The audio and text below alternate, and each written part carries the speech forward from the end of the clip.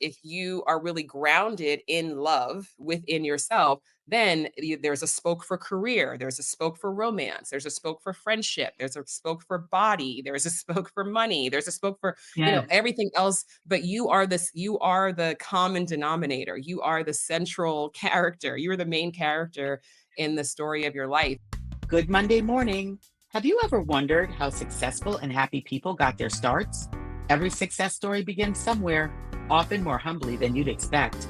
I'm Leilani Brown, host of Your First Job, the podcast. Today, I'm chatting with Francesca Hogi, aka Dear Franny, from the podcast of the same name and founder and CEO of the True Love Society. Franny shares how she seamlessly combined her love for media, fascination with modern dating, and a law degree into a career as a renowned dating expert. And did I mention that she was also a contestant on Survivor? You don't want to miss this one. Franny, welcome. Hi, Leilani. Thank you so much for having me. I'm so excited for this conversation. I've been really looking forward to this. Thank you. Thank you. And I'm excited and super honored as well. I need to let you know something. So it's like back to school time, right? And I'm going back. We have been doing some back to school shopping, but not the traditional way. So we had to go to the Apple store yesterday and we are in a process of upgrading technology. And so I was telling the gentleman at the store about the podcast and I was telling him about the guests and we have some really great guests coming up and I said, I'm also interviewing Francesca Hogi. He was like, from Survivor? You're talking to Francesca Hogi. I said, you know who she is. And he was like, absolutely. I'm so excited. That's going to be wonderful. Oh, When can I tune in? So you have at least one more fan that you didn't know about. oh, that's so sweet. Well, Working at the Apple store. shout out to the Yes, Apple Store employee who is hopefully yes, listening to this episode now.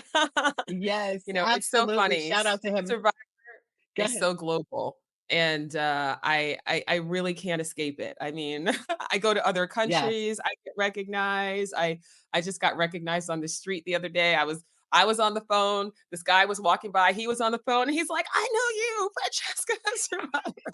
I'm like, it's been a I long know. time, but I think with I streaming, know. these things live on.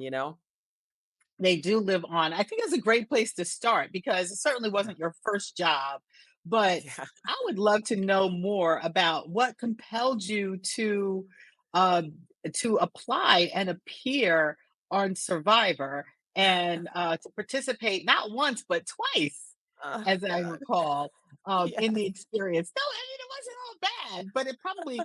I would love to know what compelled you to apply, a little bit about the experience itself and what you learned. Yeah. Well, actually, it is actually somewhat career related because, as you mentioned, I used to be an attorney, and I didn't hate being a lawyer. I mean, there are worse jobs that you can do, right? Absolutely. So, every time a lawyer is like, "I hate my job," I'm like, "Yeah, yeah, but cry me a river." Like, there's some people who have way worse jobs. Um, but I was in this very transitional phase where I knew that I didn't want to practice law. I had left a law firm to move from New York to California to start a film production company with a friend of mine from law school. And so we had been, trying to get movies made and been optioning screenplays and books and all of this. And it was this hustle, hustle, hustle. And, we made no money, right? So, like, after a few years of doing that, I had like depleted my savings. I was like, okay, I gotta, figure out what I'm gonna do next. And I had really wanted to be on the show The Amazing Race. I don't know if you're familiar with that show. I am. I But am. yeah, and so that show, you travel around the world, you do all these adventures, you have to navigate your way in all these countries and I just loved that show and I was like, this show, I am made for the show. I can read a map, I can navigate a country where I don't speak the language, I can figure things out. Like I was so like, this is the show for me. And so I had actually applied to be on The Amazing Race, got really close to being cast, but they cut us at the last minute. And then about a year later, I get a call because it's the same network and the same production company.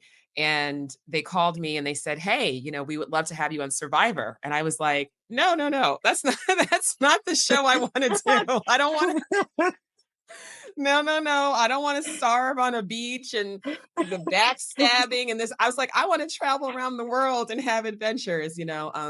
And so I had originally said no because I was like, that just looks really miserable. But then again, I was at Yes. this transitional place where I was like, trying to figure out what my next move was. And so I figured, okay, well, this opportunity is presenting itself for a reason. Right. Um, and it's not my dream, but it's a lot of other people's dream, and maybe, I should just go for it and just push myself, and so that's what I did, and Yeah. it didn't turn out so well in terms of the game, but what really was, I mean, there's so many lessons that I learned, and for those who are listening who never watched Survivor and you have no idea who I am, um, I went on Survivor, my first season, I was the first person voted out. And this was really not my plan, right? So talk about like things not going according to plan. Yes. I was like, because even though I was reluctant to go on the show, once I committed, I was like, all right, like I am in, I'm gonna win this thing. Right. I'm gonna go far in this game. So I got voted off first, and I was just like, "Oh, this is so embarrassing, like, this is the worst thing that could happen when you go on a reality show." Like, I was like, "I don't wanna watch it, I don't wanna talk about it, I just wanna pretend this didn't happen." And, that's not what happened because other people watched it and other people talked about it, Mhm. and so I was really like I said, it's like I can't escape Survivor, you Yeah. know? And so I had the experience of reading what a lot of strangers had to say about me on the internet, which is Yeah. which is an interesting experience. And at first I was really riding this emotional roller coaster because people would say, "Ah, I love her. She was robbed. She's the greatest." And other people would say, "Oh, I hate her. She's the worst." And I was just riding this wave of other people's opinions about me.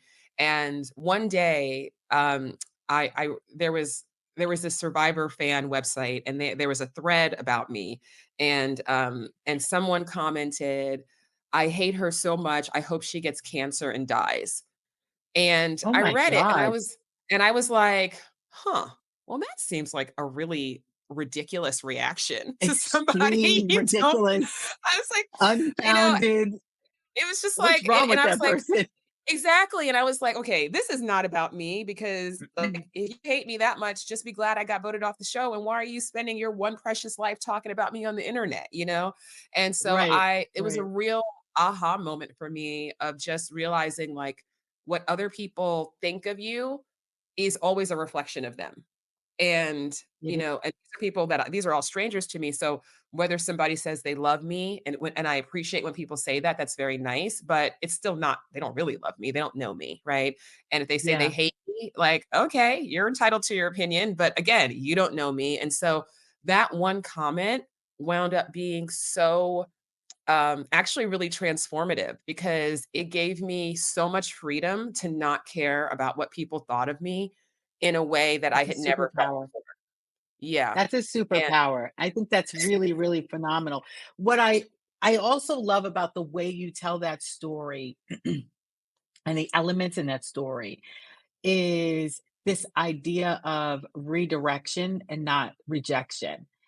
yes. And the other superpower that you now have to understand that a no is not a permanent no in all aspects of your life and it's probably leading you to somewhere to another place. There's probably so much in this story of being voted off or rejected in that way that can be learned with respect to career. There's a lot of us who are applying to jobs and will apply to hundreds of jobs and not get the job and Yes. run the risk of internalizing that experience as being about us. So, do you think that Survivor in so many ways taught you universal lessons that you're applying in your work now and that our listeners can think about when they think about their application process to a job or job searching and on and on? Because I see them as related. Yeah, I totally agree. I see them as related as well, and you're so right because it's that it's that internalizing, right? And so understanding the difference between, oh, I'm disappointed because I wanted this job, I wanted this opportunity, I wanted this person, I Right. wanted, and to allow yourself to feel that because your feelings are valid, but not to take it as, well, this means that I'm not good enough. This means that it's never going to work out for me.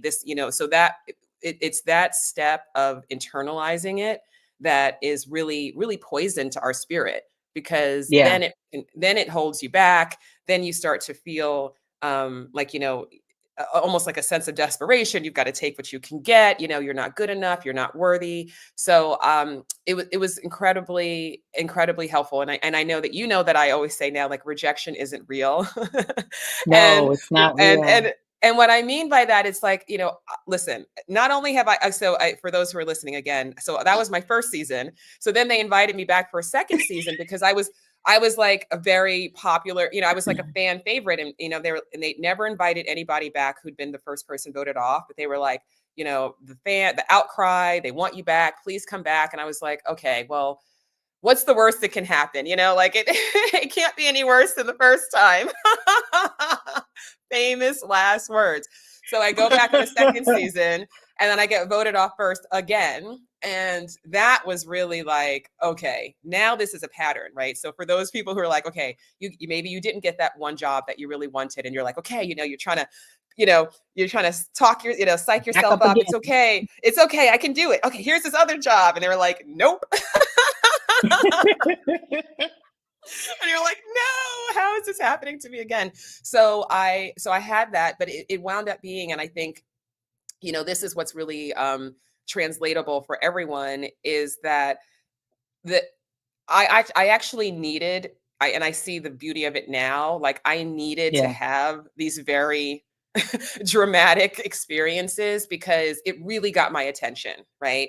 Right. And it Right. really made me say, okay, you know what? I really need to figure out, what do I want in this life, right? Because I'm going on this show that I didn't even really want to go on. I'm doing it because I think it's going to spark who knows what for me, and just realizing I need to do that for myself, right? And so Right. I think, so much in career is this idea that you're supposed to be going in this one direction, or, maybe you have this degree, maybe you have this particular experience, and you're like, okay, well, this is the next step, and this is the Right. path. But getting voted out that second time was really actually amazing because it gave me this real opportunity to say, well, what do I really want? And Right. what do I really want my life to look like? What do I want my work to look like? What is the impact that I want to have in this world? And it forced me, because after that second season was when I was like, okay, well, now I'm going to figure it out. I don't know what it is that I'm here to do, but I'm sick of Right. not knowing, and it's time to figure it out. So it really pushed me to a lot of clarity. And, what started with, okay, you know what? I know I want to work for myself. I know that I want to help people. I know that I want to, with something really important, because one of the things that, being an attorney, I was always in corporate law. So, our clients were always, big corporations, and there's nothing wrong with that. But I was like, essentially, I'm giving all of my energy and my time to helping corporations get richer and say, all this. And I was Right. like, Right. I'm not knocking it, right? But I was just like, but that's not, do I feel like that's what I am here on this planet to do? No. So I knew that I wanted to work with people with something that was really meaningful. I was like, I don't Sure. mind hard work. I don't mind uncertainty. I don't mind figuring it out, but I need it to be really meaningful. And so, I think the universe really steps up when you do, and when you get that clarity and you set that intention. And then I was like, okay, I don't where's the answer? I don't know where it Right. is, but I'm open to it. And it was shortly after that that I went to a 4th of July barbecue, actually with our friend Elena. Yes. Shout out to And Elena. shout AV. out to Elena Beverly, like one of our dearest friends. And I went to law school with Elena, is how we know each other. And I met a woman there, and we were just talking, and she mentioned, kind of offhand mentioned, because this is how the universe works, that there was a Black male matchmaker that she followed on Twitter. And I was like, what? There's a Black male what? It's like I'd never heard of a matchmaker other than the Millionaire Matchmaker, right? Like, Patty Right. Stanger, Bravo TV show, and I was like, I want to follow him. So his name is Paul Brunson, everyone, Paul C. Brunson. So I took out my phone and I followed him, and And what I year just was this so that we can have more of oh a yeah, this context? And was I would ask you, where was the world with respect to dating apps at that time too? Just for context. yes, yes, for context, so this was 2013. Mhm. So this was a year after Tinder had launched. So Exploded. it Okay. was it, Got it. yeah, so this was in the early days of dating apps, and they were growing in popularity, definitely not as ubiquitous as they are now. Right. But the dating landscape was already really starting to shift at that point. Yeah. And so just by following Paul on Twitter, and I recommend this for people. It's like, but don't worry about, why am I following this person or what industry are they in. If there's just somebody that you resonate with, you just don't know Right. what kind of inspiration, what they're going to Right. say that Just the resonates with you. curiosity of it. Just the curiosity of it. And you Just the can always curiosity. unfollow. Yes. Exactly, exactly. And so I'd been, reading his tweets, and I just was really resonating. I was like, wow, this guy, he's really smart. And I found out that he'd had an MBA, he'd worked in finance, and he left all of that to go start this matchmaking company. And I was like, oh, wait. So I kind of resonated with him, he had an MBA, I had a JD. It was like, okay. Yeah. And Yeah. then one day he tweeted that he was going to be speaking at the Matchmaking Institute conference in New York. And I was like, "There's a matchmaking institute and they have conferences?" You're gonna talk about like I was lack of like, exposure to careers. Like, who knew that there "Who was an knew? entire like love con Who that was knew?" happening? Exactly. Who knew? And I tell people this all the time when because I really strongly feel for people who don't know what it is that they want to do, which is so common. And I was Yeah, in that place for yeah, so long. And like, if you don't know what you want to do, you just don't have enough information yet. Right. And so you need to, like, first of all, it's probably going to have to be something that, it doesn't exist, right? If you knew you wanted to be, if it was teaching, you already would know that, right? If it was right, medicine, right. you'd already know that. Like, you'd already know if it was something that you'd been exposed to. So it's either something that you don't know is even a possibility yet, or it's something that you're going to have to create for yourself, right? Yeah. Um, Before we go further into matchmaking, I just yeah. want to ask this question. I want to come back to it, but sometimes we know, but don't have the courage to do that. For example, you might know that you want to teach. And I remember a young person I was speaking to many years ago who really wanted to teach. He really felt it was his passion, but he felt pressure to become a doctor, lawyer, engineer, right? Yeah. Because of the family and the parents, etc. And how do you develop the courage to kind of do that thing that is the calling? If you don't necessarily have the family support and then even the financial support to pursue or even experiment and explore. Because I do want to come back to matchmaking, but what you're doing is so profound and so needed. It's something that everybody wants. Everyone wants love and connection, but at the same time, they don't necessarily have the courage to pursue it. So, could you go back to just a little bit of advice and counsel for the person who maybe wants to do something that's less popular or not as sexy, if you will, or go against what their parents require of them or would want from them? Yes. Yeah. I mean, listen, I think that courage is definitely the operative word here, because, at some point you have to decide, who are you living for, right? And what is the life that you Right. want to have? Because living for other people's dreams and other people's expectations, you know, that's a choice that a lot of people make that choice, but Yeah. there are consequences to that choice. There is a cost to yourself, there's a cost to your own happiness, there's a cost to your own fulfillment. So courage is definitely Yeah. the word. But I also think, one of the beautiful things about the time that we live in now is that there are so many ways, like when you and I were growing up, Leilani, it was like, if you wanted to be a teacher, you go had to go, you got a degree in education, and then you went and you were a public school teacher or maybe a private school teacher, but it was a Hmm. pretty defined path. And Right. I think that one of the beautiful things for so many careers now is that it doesn't have to be so traditional because Right. there are lots of ways to be a teacher, right? There's lots of ways to educate. There are lots of different formats where you can reach people because I know because one thing for a lot of people is like, well, there's something like teaching is a great example. I want to do that, but I need to make more money, right? Or I want to make more Hmm. money, or I have obligations, I have this, I have these dreams, things that I want to accomplish, and maybe, the thing that you really want to do, you're worried it doesn't pay the bills. And I think this is a time where we have more freedom than ever to be very creative about what that looks like. Um, Yes. and also to know we don't have to absolutely choose because even like when I first started my matchmaking business, I still had a law job, right? Right. Because Right. it wasn't like I was just like, all right, throw in it, because I had bills to pay. I had, I had rent, I had all the things. And but I do think that courage really is the operative word. Yeah. And just knowing yourself and just making that decision that you're going to honor yourself. But it does require stepping out on some faith. Yeah. And I'll just add to this also. When I first started my matchmaking business, there was not one person in my life who said, "Yes, this is a great idea." Okay, I mean, I had people who were supportive. They were like, "Okay, Franny, like, go for it." Okay. Right? It wasn't Okay. like You went to law school. You went to law school. Just be a matchmaker. Yes. How's that Exactly, work? exactly. Exactly. Like so it wasn't I did have one friend though who actually did actively say to me, she's like, I really don't think this is a good idea, and she really Hmm. actually tried to talk me out of it. And I said, and Which is her courageous reasoning at the too. I think that's yeah, I mean, courageous as listen, well.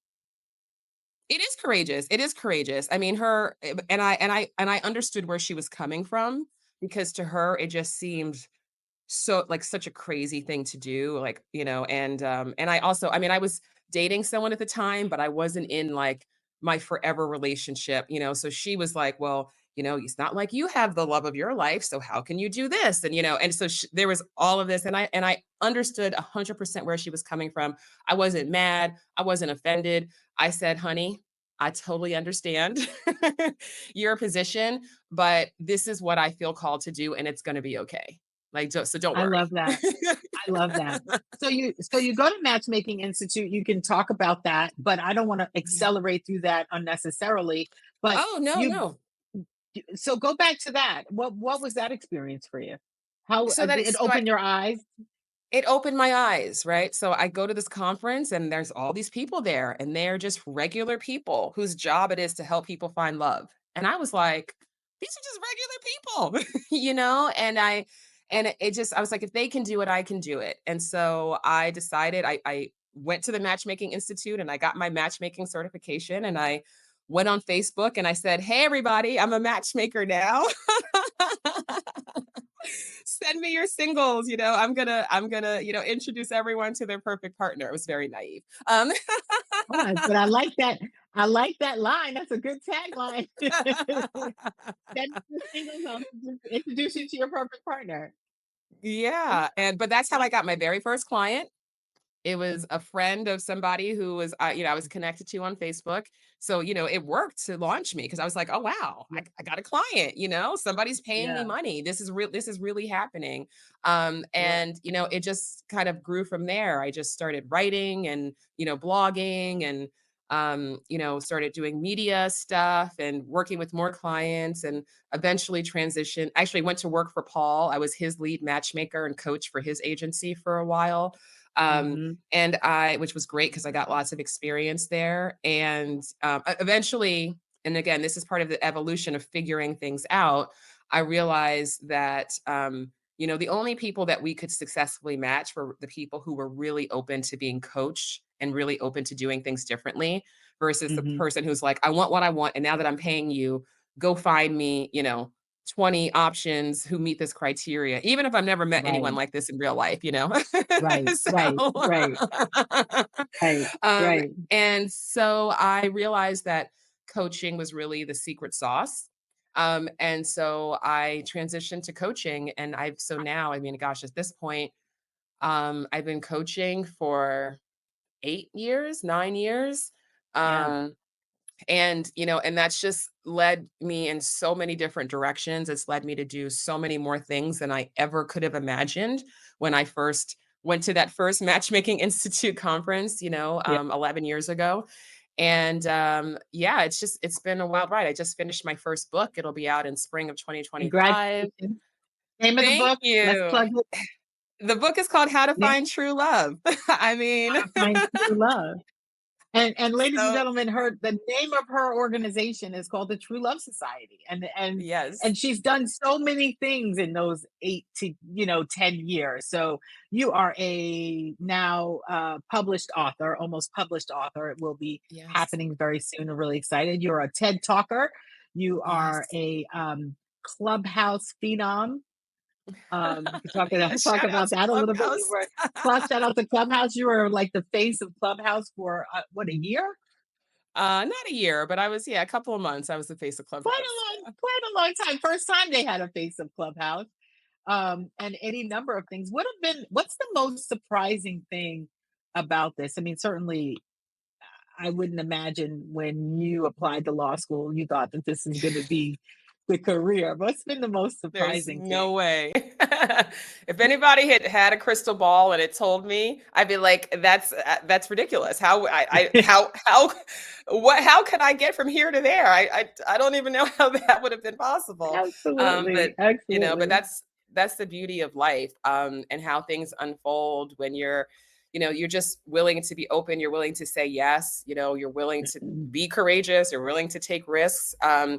And you're willing to push yourself, because I think, for me, especially at the start of my career, I saw so many other entrepreneurs and coaches and who were really so good at marketing themselves, Yeah. and that was that time, which I know you remember that time on the internet, where it was like everybody had an ebook, everybody had a free webinar, everybody had a coaching discovery call, and it Yeah. was this whole It feels like explosion. now. It Yeah, feels well, like now a little bit. now it's a little bit different, because there's been a backlash to all of that, right? Because Yeah. people were like, "Okay, I bought this course, I bought this ebook, I bought this, 10-step guide," but like, it got oversaturated, right? So now people are kind of Mhm. shifting, and now there's more and more people and more, online experts and all of that. But it's and Right. now people are more looking to social media to monetize, where before it was like using social media to get people off and to, pay you to Right. do things. But now it's like, just watch my videos and make more, money from that. So it's changed a Mhm. bit. But I certainly did market myself, and I had the free this and that. And so I'm not saying knocking that at all, but I had Right. a very strong conviction, because especially I'm working with people with romantic love, right? I'm working with people Right. who are single, who want to get into relationships, and that's Sure. serious, Like, this isn't Yeah. like, And personal. And it's requires trust personal. and Yeah. vulnerability Yeah. and fewer gimmicks. Yeah, yeah, Yeah. exactly, exactly. So I never wanted to be that, like, here are the 5 steps for you to, get the guy, and all this. I was like, that's just not, that doesn't resonate with me. That just, I'm not knocking other people who do it, but for me, I felt like I want to be really, really, really, really good at what I do. I want to know that when Yeah. somebody hires me, that I actually can help them to achieve their love goals, right? And Yeah. so and it took time. Like, I had to really push myself and be like, okay, I'm bumping up against this. Okay, I see this challenge people are having. How do I help them through it? So I spent, probably a good 5 years of my career at the beginning, just really trying to understand and learn more about human psychology, and learn more about how Mhm. beliefs influence our choices, and learn more about how society really conditions us to think about love and expectations, and how so much of that can create love blocks. I mean, I was really deep diving into, like, how can I really, really make a difference here. Yeah. And I was really lucky back in, gosh, when was this? This was probably around, yeah, 2015, 20, yeah, 2015 to 2016. No, this is another I'll tell you the story quickly. So at the time I was still matchmaking clients, um, in addition to coaching, but I was still matchmaking. And I had a client who I was trying to find, and I work mostly with women, not only, but mostly with Mhm. straight women. And I had gone to this singles event to find men to introduce to my client, right? And so I go to this singles event, and there were no men there that were, that were resonating. But I wound up talking to this woman, and she was like, "Oh, have you? There's this networking group you should join." I was like, "Okay, I'll go to a meeting." So I go to this networking group, and I was like, not for me. But I went to this one meeting and I met a woman there who's a hypnotherapist. And so she and I connected on LinkedIn. Fast forward months later, I check my LinkedIn messages. She's like, "Hey, I'm hosting a singles mixer. Will you come and be like, the matchmaker at this mixer?" I was like, "Sure." Go to this mixer. There's no men, it's all women, all straight women, right? And so I said to her, I said, "Do you want me to just like stand up and give a little talk about dating and how they can just sort of reframe, their approach?" And she's like, "Yes, please. This is a disaster." so, so I did that. And this is like in a hair salon. Like it's the most random, I just kept on saying yes. I'm like, "Sure, sure, sure." And so I end up in this hair salon on the Upper West Side of Manhattan. And I give this little talk. And afterwards, this woman comes up to me and she's like, "Hey, I'm a producer on the Today Show. Would you ever be interested in coming on the Today Show?" I was like, "Sure." But then that was it. I gave her my information. I don't even know how much later. One day I go to Facebook and there's another producer from the Today Show who's messaged me and said, "Hey, is there any chance that you're free to come tomorrow to be on the show?" Listen, listen, listen. I say, stay ready so you don't have to get ready. You know? I You love know? that. And it's so funny because so many people are like, "How'd you get on the Today Show?" And I'm like, "Listen, this is not a you just gotta you just gotta let things manifest, right?" So I wound up going on the Yes. show the next day. I was in town, I was available, I was ready, right? And that turned into like a year and a half segment that I did on the Today Show. And so at that Yeah. time, so this was I did this from 2015 to 2016. And so a lot of people were saying to me, they're like, "Look, you're on the Today Show, you should write a book." And I said, I absolutely want to write a book, but I want to make sure that it's the book that, first of all, only I can write, and that it's a Hmm. book that's really, really going to help people. I don't want to write a book just for the Yeah. sake of writing a book, right? Yeah. Yeah. Um, and so that's why I've just now written a book because, Yeah. all these years You want to later, be because I ready. got to the place where I was like, okay, now I have something to say that other people aren't saying that is actually going to help people. Yeah. And so, just going back to that, that trust and that faith, and just even if you don't know what it is exactly that you want to do, just really staying focused on, well, what's my why, right? So Simon Sinek, who Hmm. actually, shout out to Simon because he's actually very instrumental in my whole book journey, because I met him at TED in 2022, and Yes. we had, we were talking, and I was, kind of just telling him some of my philosophy, and he was like, "You have to write a book. You need to write a book." And I was like, "I think you're right. It is time for me to write this book." So shout out to Simon Shout out Sinek. But and second shout out to Simon Sinek, who I saw in DC at a theater on March like 10th or whatever. It was just before March 10th, 2020, just oh wow. before COVID shut down. Like I literally was there. And another shout out to my friend Lynn. We were there. It was our girls' night out. We were going to see Simon. It was amazing. Oh, So good encouragement and being surrounded by the right encouragers. I want to go back yes. to this idea of developmental coaching because not matchmaking. It's not an easy fail safe. It's a lot of deep personal work. Can you talk about the developmental coaching that you provide to your clients now? I'm sure some of it will be a personal discovery in the book, and define true love, because I think that there is a parallel to the way we feel about our work as we might feel about our partners.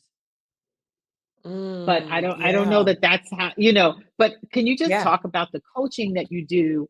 And I think that it lends itself towards self-awareness and also defining your why, and really unpacking some of the habits that we've been or pathologies that we've been carrying around. But what does the Yes. coaching look like in your work? Yeah. Oh, great question. And so I'm going to start with defining true love because that's the starting point for me, right? And Yes. so this What was is another thing true that love? what is true love? So there is a fantasy idea about true love, which is about one perfect person who completes you. And when you meet that person, everything magically works out and you live happily ever after, right? And so we all know that that is not actually how love works, right? We know it's not just as simple as there. There's billions of people. How could there only be one? Right? Like it would be nearly impossible Sure. to ever meet your one true love. But what I really realized, over all these years is that and the way that I define true love is really being about a relationship and a relationship that has certain characteristics and qualities. So it's not about a perfect person, it's about the relationship that you are able to co-create with another person because that's what you're living inside of, right? You're living inside of the relationship, right? You're not living with the idea of someone. And so I define a true love relationship that has as one that has the foundation of love and love not just in feeling but also in action, right? So you are both actively choosing to treat each other with love, even when you disagree, even at the times when you're not feeling it so much, but it's still a commitment to that, to just treating each other with love. Um, Hmm. and then there's mutual respect, which is unconditional, right? Again, you can disagree. Life's going to have its ups and downs, but that fundamental respect that you have for each other is non negotiable. Emotional and physical intimacy, emotional and physical safety, commitment, adoration, and joy. So that's how I define a true love relationship. And if you have all of those elements with somebody who, you have shared values and, I mean, there's a lot to get there. There needs to be character, right? There needs to be shared values. There needs to be a shared vision of the relationship. And you're on the same page about why you're together, right? And where Hmm. you're heading. And so starting from that definition, then going back now into the coaching, it's about preparing my clients to recognize that and to build the skills so that they can actually co-create that relationship with someone else. Yeah. So, So much of so that the it parallels. Go ahead. I'm sorry. no, no, no, please, you go, you go. Well, I was going to say so much of that parallels the relationship that we have with work and career. Yeah. It's not to simplify it, not all of it, but so much of it, having the sense of safety, a sense of connection, a sense of purpose, and then knowing yourself enough, loving yourself enough to accept the acceptable and not accept the unacceptable. You Yes. could be talking about coaching with respect to job pursuits.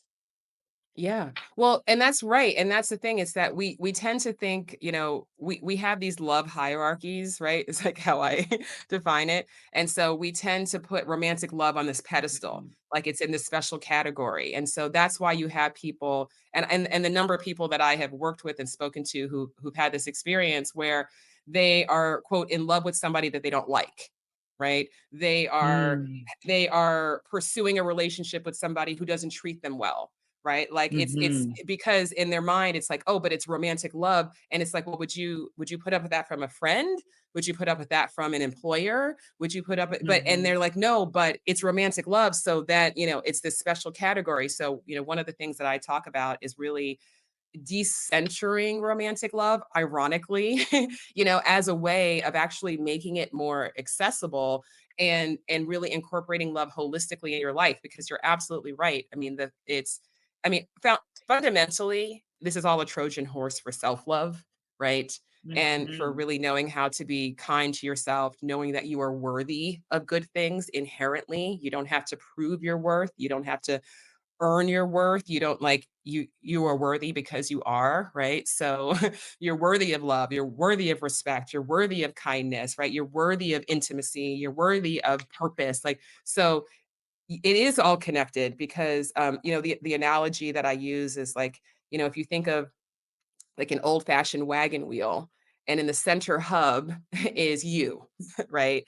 And Right. if you think of yourself as the you are the center of your life, of your world, Right. and if you are really grounded in love within yourself, then there's a spoke for career, there's a spoke for romance, there's a spoke for friendship, there's a spoke for body, there's a spoke for money, there's a spoke for, Yes. everything else. But you are the common denominator. You are the central character. You're the main character in the story of your life. And so, I really advocate, and it's funny because even though I work with people, most of my clients come to me specifically for romantic love, but I also work with people in career. I also work with people with entrepreneurship. I work with people in other areas as well. And it's all connected, right? Hmm. And Hmm. even my love coaching clients, it's like we still talk about work. We still talk about, Right. their relationship with their community. We still, because it all matters, right? And so the more that Absolutely. you're able to really honor that you deserve to live a full life where love is part of everything that you do, then it makes life easier. Yeah, it's a better But filter, then right? What was your first job? So my very first job was babysitting. So I started babysitting when I Babysitting. was 12 years old. And I had a regular babysitting gig. I had two little boys who I picked up from school like 3 days a week, and I took them home and I hung out with them till their mom came home. And that was my first job. And I think back on it now because I'm gonna be 50 in a few months, right? So this was in the '80s. And I think back on it now because I became this, like, kind of babysitting mogul, honestly, because Okay, I like I that. was a responsible I was, like, a responsible, like, mature kid. I mean, I think back on it now, like, can you imagine giving a 12-year-old today, having them in charge of your children in New York City? I mean, I used to pick these kids up from school, take them home on the subway, anyway, but I can imagine it. When you're in the pinch, you're the hero. You're not just a babysitter, you're the hero. But I took it seriously, and I used to charge $20 an hour in 1987 as a Wow. 12-year-old. Um, and then after a while, I got hip to the fact that, like, 2 kids is a lot more work than 1 kid. So then I started charging 20 an hour for 1 kid, 25 for 2, and then 30 for more than 2. And people paid me that. Can you believe it? But anyway. Yes, I can. Healthcare is expensive. It's expensive. Babysitters out um there, get your hustle on. Babysitters, get your hustle. I know. If I look back now, I'm like, oh, I should have started a whole business. I should have recruited my friends. I would have, now I really would have been a babysitting mogul if I knew then what I know now. Yeah. But But you knew how to you had a pricing model. That was very I did have a entrepreneurial. pricing model. I got a job at the Gap when I was too young to work. I was 15. I got hired at the Gap and they found out how old I was and they had to fire me because it was violating child labor laws. You didn't have your working papers I did required not to have my show your working working papers. papers. They really dropped the ball. It was the '80s. Things were a little looser back then. They were like, "Oh my god, we cannot let you work here. This is They're so like, yeah, illegal." make her a bartender. Oh gosh, I worked as a file clerk at a TV production company, the TV company that used to make Lifestyles of the Rich and Famous. I worked there. I've had so many jobs. I've done so many things. So, I guess my I first do quote love that. real job was my first job out of college, and I worked at a children's museum as the programs manager. And it was my first real job. I was supervising a staff of like 20 people who were all older than me. Yes. And I really made the mistake of, like, I wanted everyone to like me, you know? So Yeah. I'd be like, "Oh, somebody pooped on the floor in the bathroom, I'll clean it up," because I wanted to prove that I was, like, Relatable. relatable. And it was just like a whole anyway. But it was a very good experience because I learned that's not how you manage people, right? Like, you actually have to, like, let yourself be the boss and not try to Yeah, do everything so everybody likes you. So that was actually a very, um salient lesson that, served me later in my sure. career, because I've had other management positions over the years. And so, Yeah, so that's a little rundown of some of my first jobs. Yeah. I love all of those jobs, although the story about the, Children's Museum will stick with me for a while. I can means I could get you to do anything. Not now, And not now. oh my god, and they knew it too. They were like they knew that I wanted to be one of them, and I wanted everybody to like me, so they'd be like, "Oh, hey, Franny," they'd be like, "I'll do it, guys." Franny, I knew this conversation was gonna be wonderful, like super dope human that you are, but it Oh, was amazing and fantastic, and I've just really, really enjoyed our time. I wish that, we could talk more. I want you to come back, once the, book launches, if you would, please I grace would us with love your to. presence, Thank you. and let's hear more about it, and I'd be curious, at that time for us to talk about, how that has stretched you into different places. It seems like your experiences lead you down many different paths and you're open. And that's like Yes. the greatest thing, just being Oh. open. Thank you, Yeah. Leilani. Thank you. Yeah, there's a whole when Thank I come back, you. I'll update you because now I'm starting a whole new business and a lots of, but everything is still in this under this umbrella of human connection and how do we make authentic human connections, especially in the age of AI, especially in the age of, this digital overload and loneliness pandemic and all of these things that we're struggling with societally. How do we actually return to our ability to come together as humans and community, because if we didn't have that ability we wouldn't have made it this far as humanity, and it's we don't want to lose that now. Well, I'm excited. I'll be watching.